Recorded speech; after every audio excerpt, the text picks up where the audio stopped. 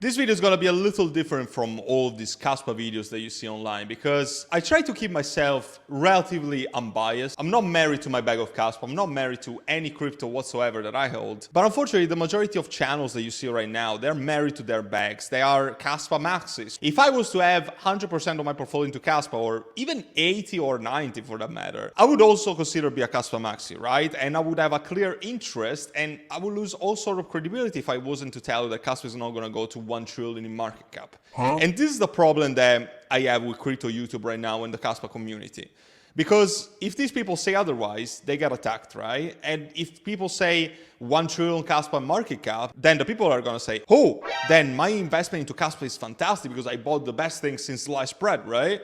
Well, not really, because if you're doing that, you're essentially seeking confirmation bias. What is confirmation bias? It's a simple concept that you bought something and you want to hear the people that are going to tell you that that investment is going to go to the moon and the stars. You're not going to hear opinions from people that not necessarily fund the project, but even say, yeah, Kaspa is a very good project. Kaspa is an easy 10x, maybe even 15x from here, but it's probably not going to go to $5, $6, $7, at least this bull cycle. You will not want to hear these people. You want to hear people that are going to tell you, hey, Kaspa to $10 is possible. Kaspa to $15 is possible. But those people are actually lying to you. Those people are trying to sell you a dream that is actually far from the reality. So this is the main concept that I want to explore in this video. And I also want to tell you how I stand with Kaspa, how I see the price prediction, what about the recent updates, etc. I'm going to talk about all of this in this video. So if you're enjoying this content, don't forget to drop a like. Takes a second, it's free content, and it really helps my channel out tremendously. Subscribe if you haven't already. What the hell are you doing with your life anyway? And also, of course, if you want to connect with me any further and want to join my VIP group, I'm going to talk about it really quickly at the end of the video, so stick around if you're interested. I'm going to remind you all of the benefits, and also just be aware that the pricings are increasing very, very soon, and by the time you're watching this video, they might already be up, so don't be surprised, both when it comes to monthly payments and also lifetime access, which is, by the way, the best value for money and what I recommend you guys doing. So more to come by the end of this video. But now, you guys know that Kaspa, actually, I do have a big interest in talking about Kaspa. Kaspa is the biggest allocation of my portfolio right now. It's the top altcoin on my portfolio, is the #1 spot, is my biggest allocation. I'm not going to tell you exactly how much Kaspa I hold because, of course, that is the story for another video and I want to reserve that for my VIP community only. But I can tell you that it's my biggest allocation and I have a clear interest in talking about Kaspa. But I'm not married to my bag, as opposed to the majority of crypto YouTubers that you see right now. Those people are married to Kaspa. They preach to you that they're not married to their bags, but they're actually married to Kaspa. If I was to change my conviction into Kaspa and I was to sell all my Kaspa tomorrow, I would do so without any hesitation because I'm not married to my bag and I diversify my portfolio. I have several layered ones. It doesn't mean that I have 30, 40 projects. I actually have something like 15 or 20 projects in this very moment,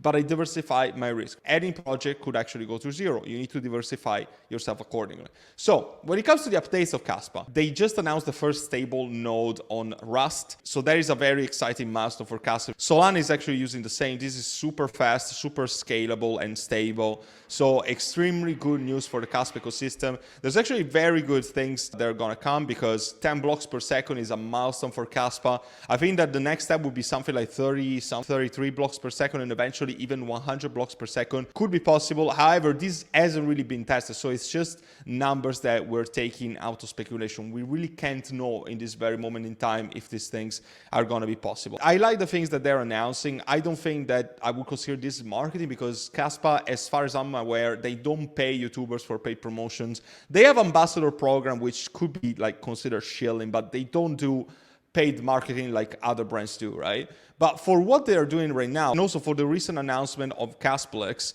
they actually announced the KRC20 protocol to be released in June. And so with the KRC20 network to be released, this is a very good milestone as well, in my opinion. I've already talked about this in one of my recent videos about Kaspa.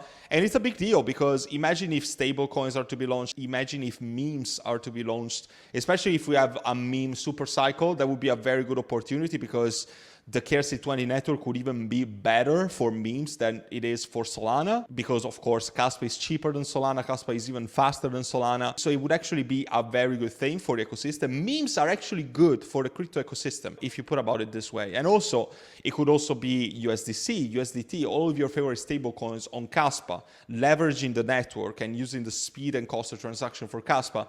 That is very good things. And if Kaspa is to do these things, I do expect some decent price action for Kaspa coming very soon. So I'm quite excited. I hope that these are going to come next month in June 2024 as planned. But until I see them in reality, you know, until I see this in practice, I can't say that this is going to happen. I want to keep my feet on the ground despite all of these moonboyish price predictions. So to this, I actually want to make a point. Focus on what you can control when it comes to Kaspa. What can you control? You can only control when you buy and when you sell. You can't know for a fact that this is going to stay into the 10, 11, 12 cents for a while. You can't know if this is going to go to 20 cents tomorrow. We can't really know that. What I can say is that we have a very few good catalyst events like RC20 tokens, the Rust upgrade, 10 blocks per second, the Dark Knight protocol, potential exchange listings to come into the future, Binance potentially interested in launching Kaspa very, very soon. There's a lot of things that you need to consider, but the only thing that you can control yourself is when you buy and when you sell. And what exactly do I mean by that? I mean that you should not try to control the market. Otherwise, the market is going to control you and you're going to get freaking wrecked. That is a very important concept, guys, because so many people have tried to swing trade Kaspa in the past. You guys, actually, let me just take the chart real quick. You guys remember when Kaspa got listed on Bybit, for instance, in the first run that Kaspa did, second run actually, a lot of people tried to swing trade and then they never bought back. Actually, after, even more so, when we went to 5 cents to never return again, and we went up to touching 15 cents and then back to the 10-cent level. You guys probably remember after the first run, when we went to this pricing, a lot of people tried to sell because they thought that a 5 cent or a 3 cent Kaspa, even a 1 cent Kaspa, I was hearing back of the day, would come back. And those people got wrecked because Kaspa didn't go to 8 cents ever again. So even if you bought the very lows at 10 cents, you would still be at a 20% loss. So these people, unfortunately for them, never recovered. And this is also why I do recommend people to not try to time the market when it comes to Kaspa. What I did, I'm gonna talk from a different experience as well, because I was buying Kaspa around this level. I think I bought Kaspa for the first time in March last year. So I started buying Kaspa when it was 1 cent, 1 cent and a half. And I got most of my Kaspa there. Then I bought a lot of Kaspa when it was again between the 3 to 5 cent range. And I think I just bought Kaspa once after that when we touched the very dip right below 10 cents. And that was the last time that I ever bought Kaspa. So my strategy is going to be different because I have a big allocation in Kaspa and I've already accumulated. But if I was to enter the market right now, if I was to look for something that is an easy, without saying that I'm married to my bags, without saying, you know, without giving you the viewpoint of a Kaspa Maxi, this is one of the easiest 10x that you can make in crypto right now. That is just my humble opinion. I might be wrong. Kaspa might even not reach $1 for all that we know. And the people that say, oh, Kaspa is a no-brainer to $3, Kaspa is a no-brainer to $5, these people are not experienced in crypto. Don't listen to these people because these people probably are too young in the market. Probably they haven't even gone through a bull run before and they just have unrealistic expectation. Always remember that the only thing that is going to disappoint you is the difference between the price expectation that you have and the price that you actually get out of. So let's say that you're expecting a $10 Kaspa and then you actually sell all of your Kaspa when it hits $1, then you're going to have a 10x discrepancy, right? But if you're expecting a $2 Kaspa, let's say, and Kaspa goes to 1.5 and Kaspa goes to $1.50, then you're going to have a 33% discrepancy, which is not that big of a deal. If you have too high of an expectations, you're just going to end up being disappointed in the long run. So it's much better, according to my experience, and I've been to almost 3 bull runs at this point. The best thing that you can do is to be relatively conservative, because if you're going to get more than you get out of it, you're going to be super happy. And if you get, you know, around what you were expecting with your conservative price targets, you're not going to be disappointed. So it's a very important concept, in my opinion, that you need to master, especially for a project that is developing more and more of a cult and a toxic community that they can't handle any sort of criticism.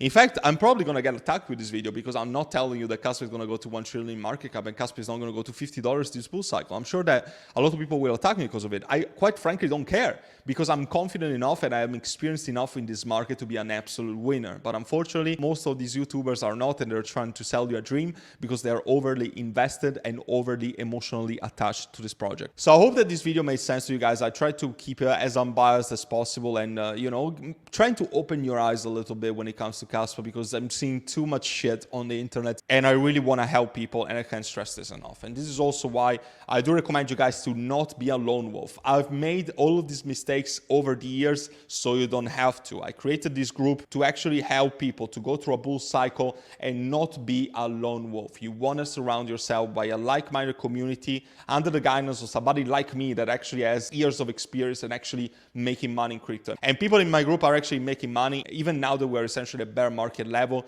So you can't even imagine how much money we're going to make when the actual bull market hits. You might have a once in a lifetime opportunity to set yourself financially free, so you don't want to mess it up. I hope to see you there and help you out with your crypto investing journey. And until then, take care for now.